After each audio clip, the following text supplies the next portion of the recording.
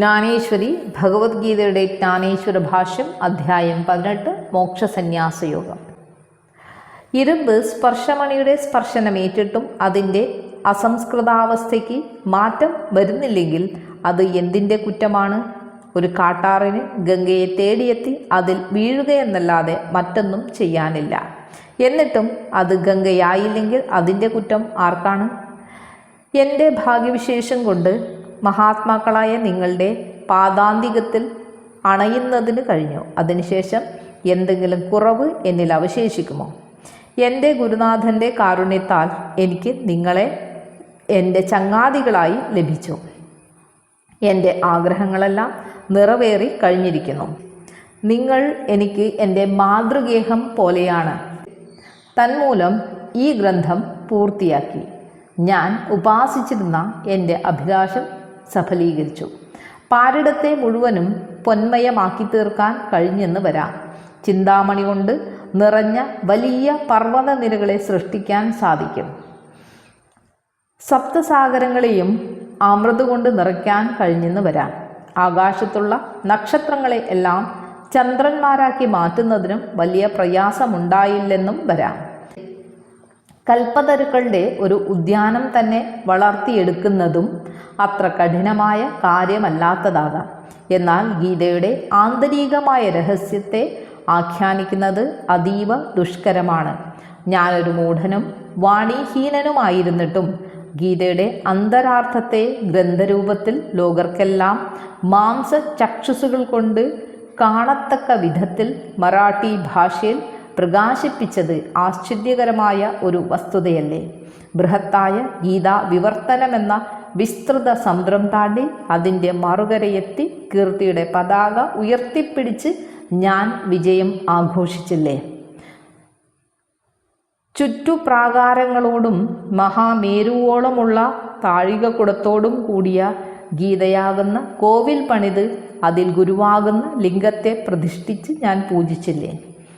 മുമുക്ഷുക്കളായ ശിശുക്കളും അവരുടെ വത്സല മാതാവായ നിഷ്കളങ്കയായ ഗീതയും തമ്മിൽ വിട്ടുപിരിഞ്ഞ് പരസ്പരം കാണാതെ ദുഃഖിച്ചുകൊണ്ടിരുന്നപ്പോൾ അവരെ ഒരുമിച്ച് ചേർത്ത് അവരുടെ ആധി അകറ്റി ആനന്ദിപ്പിക്കുവാൻ എനിക്ക് കഴിഞ്ഞില്ലേ? ജ്ഞാനദേവനായ ഞാൻ ഉച്ചൈസ്തരം ഉദ്ഘോഷിക്കുന്നു, ഞാൻ പറഞ്ഞതൊന്നും വീൺവാക്കുകളല്ലെന്ന്. ഈ കാര്യങ്ങളെല്ലാം സാധിച്ചത് മഹാത്മാക്കളായ നിങ്ങളുടെ കാരുണ്യാതിരേകം കൊണ്ട് മാത്രമാണ്. ധർമ്മ്യമായ ഈ കർമ്മങ്ങളുടെ എല്ലാം ബഹുമതി നിങ്ങൾക്കുള്ളതാണ്. ഞാൻ ഇതിൽ കൂടുതൽ എന്താണ് നിങ്ങളോട് പറയേണ്ടത്? നിങ്ങൾ കാരണമാണ് ഈ ഗ്രന്ഥം പൂർത്തിയാക്കി ജന്മസാഫല്യമടഞ്ഞ് ആനന്ദിക്കുവാനുള്ള അവസരം എനിക്ക് ലഭ്യമായത്. ഞാൻ നിങ്ങളിൽ അങ്ങേയറ്റം വിശ്വാസം അർപ്പിച്ചു. എൻ്റെ സങ്കല്പങ്ങളെല്ലാം നിറവേറ്റി. നിങ്ങൾ എന്നെ അത്യധികം ആനന്ദിപ്പിച്ചു. നിങ്ങൾ എനിക്ക് വേണ്ടി ഗീത എന്ന മറ്റൊരു വിശ്വത്തെ സൃഷ്ടിച്ച് തന്നത് കാണുമ്പോൾ വിശ്വാമിത്രൻ്റെ സൃഷ്ടിയെ നോക്കി ഞാൻ ചിരിച്ചു പോകുന്നു. ബ്രഹ്മദേവനെ അപമാനിക്കാൻ വേണ്ടി വിശ്വാമിത്രൻ സൃഷ്ടിച്ച ത്രിശങ്കു സ്വർഗം നശ്വരമാണ്. എന്നാൽ ഗീത എന്ന ഈ കാവ്യ തല്ലജം അനശ്വരമായി നിലനിൽക്കും. ഉപമന്യുവിനു വേണ്ടി ഉമാകാന്തൻ ഒരു പാൽക്കടൽ ഉണ്ടാക്കി കൊടുത്തു. എന്നാൽ അതിൽ ഹാലാഹല വിഷം കലർന്നിട്ടുള്ളതുകൊണ്ട് അതിനെ ഗീതയോട് ഉപമിക്കാൻ സാധ്യമല്ല. ജഗത്തിനെ വിഴുങ്ങിക്കൊണ്ടിരിക്കുന്ന അന്ധകാരമാകുന്ന രാക്ഷസനിൽ നിന്ന് രക്ഷപ്പെടുത്താനായി സൂര്യഭഗവാൻ പ്രകാശത്തെ ലോകത്തിന് നൽകിയെങ്കിലും അതോടൊപ്പം ചൂടും നൽകി ലോകത്തെ തപിപ്പിക്കുന്നു. ചന്ദ്രൻ തൻ്റെ കിരണങ്ങളയച്ച് തപിക്കുന്ന ലോകത്തെ തണുപ്പിക്കുന്നു. എന്നാൽ കളങ്കമുള്ള ചന്ദ്രനെ എങ്ങനെയാണ് ഗീതാവിഷയത്തിൽ ഉപമാനമായി പറയുന്നത്? ആകയാൽ എൻ്റെ കർത്തൃത്വത്തിൽ കൂടി 3 ലോകങ്ങളുടെയും നന്മയ്ക്കായി നിങ്ങൾ തീർത്തു വെച്ച പ്രശംസാർഹമായ ഈ ഗീത കാവ്യത്തോട് ഉപമിക്കാൻ മറ്റൊന്നും തന്നെയില്ല. ഞാൻ ആരംഭിച്ച ധർമാനുസാരിയായ ഈ ഗ്രന്ഥത്തെ നിങ്ങൾ അതിൻ്റെ പരിസമാപ്തിയിൽ എത്തിച്ചിരിക്കുന്നു. ഇനിയും സദാ നിങ്ങൾക്ക് സേവ ചെയ്യുക എന്നുള്ളത് മാത്രമാണ് എൻ്റെ ശേഷിച്ചിരിക്കുന്ന കൃത്യം. ഞാൻ ചെയ്തു തീർത്ത ആഗ്രൂപ യത്നത്തിൽ പ്രീതിയടഞ്ഞ് വിശ്വത്തിനാത്മാവായ എൻ്റെ ഗുരുനാഥൻ ശ്രീ നിവൃത്തിനാഥ് എനിക്ക് പ്രസാദാനന്ദത്തെ നൽകി എന്നെ അനുഗ്രഹിക്കട്ടെ. ദുഷ്ടന്മാർ അവരുടെ ദുഷ്ടത അശേഷം കൈവെടിഞ്ഞ് മേലിൽ ധാരാളമായി സൽക്കർമ്മങ്ങൾ ചെയ്യുന്നതിന് ആഗ്രഹിക്കട്ടെ. ജീവജാലങ്ങളെല്ലാം പരസ്പര പ്രേമത്തോടെ ഒന്നു ചേർന്ന് വാഴട്ടെ. ഉലകിൽ നിന്ന് പാപം എന്ന ഇരുട്ട് ഒഴിഞ്ഞു പോയി സ്വധർമാനുഷ്ഠാനത്തിൻ്റെ പ്രകാശം എല്ലായിടത്തും പരക്കട്ടെ. എല്ലാ ജീവികളുടെയും ആഗ്രഹങ്ങൾ സഫലമാകട്ടെ. ലോകത്തിന് മംഗളം വർഷിക്കുന്ന ഈശ്വര ഭക്തന്മാരുടെ സമൂഹം എക്കാലവും ലോകരെയെല്ലാം സന്ദർശിച്ച് സമാശ്വസിപ്പിക്കട്ടെ.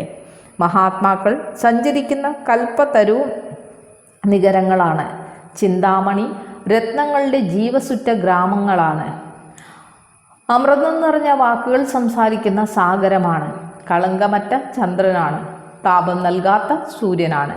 ഇപ്രകാരമുള്ള മഹാനുഭാവന്മാർ എല്ലാവരുടെയും സുഹൃത്തുക്കളായിരിക്കട്ടെ. ചുരുക്കി പറഞ്ഞാൽ മൂവുലകിലുമുള്ള ജീവജാലങ്ങൾ സദാ ആനന്ദ തുന്തിലരായിരിക്കട്ടെ. അവർ ആദിപുരുഷനായ ഭഗവാനെ സദാ ഭജിച്ചുകൊണ്ടിരിക്കട്ടെ. ഈ ഗ്രന്ഥത്തിലെ ഉപദേശങ്ങൾ അനുഷ്ഠിച്ച് ജീവിക്കുന്നവർ ഇഹലോകത്തിലും പരലോകത്തിലും പരിപൂർണ സുഖം അനുഭവിക്കട്ടെ. ഇത്രയും കേട്ടപ്പോൾ വിശ്വനായകനായ ഗുരു പറഞ്ഞു, ഇതാ നിനക്ക് പ്രസാദദാനം തന്നിരിക്കുന്നു. നിന്റെ ആഗ്രഹങ്ങളെല്ലാം സഫലമാകും. ഇപ്രകാരം അനുഗ്രഹം ലഭിച്ചപ്പോൾ ജ്ഞാനദേവൻ അത്യന്തം ഹൃഷ്ടനായി. ഈ കലിയുഗത്തിൽ മഹാരാഷ്ട്ര സംസ്ഥാനത്തിൽ ഗോദാവരി നദിയുടെ തെക്കേ തീരത്ത് പവിത്രവും പുരാതനവുമായ പഞ്ചക്രോശം, അതായത് നേവാസ് എന്നൊരു സ്ഥലമുണ്ട്. മോഹിനി രാജാവെന്നുകൂടി പേരുള്ള മഹാലയ ദേവി അവിടെ നിവസിക്കുന്നു. അവർ ജഗത്തിനെയെല്ലാം അന്തര്യാമിയും ലോകത്തിൻ്റെ മൂലകാരണവുമായി വിരാജിക്കുന്നു. ക്ഷത്രിയകുലത്തിൽപ്പെട്ട യദുവംശത്തിൻ്റെ നടുനായകമായ ശ്രീരാമദേവരായ എന്ന മഹാരാജാവ് ധർമ്മശാസ്ത്രങ്ങളെ അനുസരിച്ച് പ്രജാപാലനം ചെയ്യുന്ന ഈ സ്ഥലം എല്ലാ കലകളുടെയും ആവാസസ്ഥാനം കൂടിയാണ്. ഈ സ്ഥലത്ത് വെച്ച് പരമേശ്വരനിൽ നിന്ന് ആരംഭിച്ച ഗുരു പരമ്പരയിൽപ്പെട്ട നിവൃത്തിനാഥിൻ്റെ ശിഷ്യനായ ജ്ഞാനദേവൻ ഗീതയെ മറാഠി ഭാഷയിൽ വ്യാഖ്യാനിച്ചു. ഈ മനോഹരമായ സംവാദം മഹാഭാരതത്തിലെ പ്രസിദ്ധമായ ഭീഷ്മപർവത്തിൽ ഉൾപ്പെട്ടിരിക്കുന്നതാണ്. ഇതിൽ ഉപനിഷത്തുക്കളുടെ സാരം അടങ്ങിയിരിക്കുന്നു. ഇത് സർവശാസ്ത്രങ്ങളുടെയും മാതൃഗേഹമാണ്. പരമഹംസന്മാരാകുന്ന അരയന്നങ്ങൾ വിഹരിക്കുന്ന മാനസ സരസാണിത്. നിവൃത്തിനാഥിൻ്റെ ശിഷ്യനായ ജ്ഞാനേശ്വരൻ പറഞ്ഞു, ഗീതാക്ഷേത്രത്തിൻ്റെ താഴികക്കുടമായ അതിൻ്റെ 18-ാം അധ്യായം ഇവിടെ അവസാനിക്കുന്നു.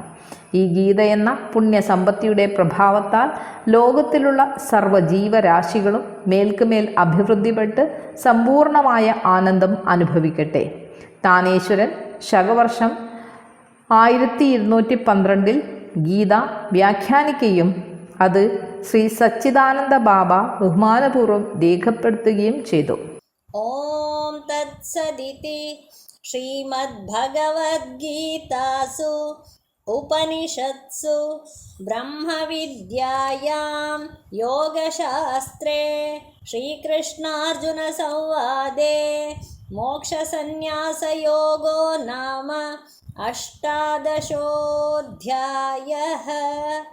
ഹരിഃ ഓം. ശ്രീകൃഷ്ണാർപ്പണമസ്തു. മോക്ഷസന്യാസയോഗമെന്ന 18-ാം അധ്യായം കഴിഞ്ഞു.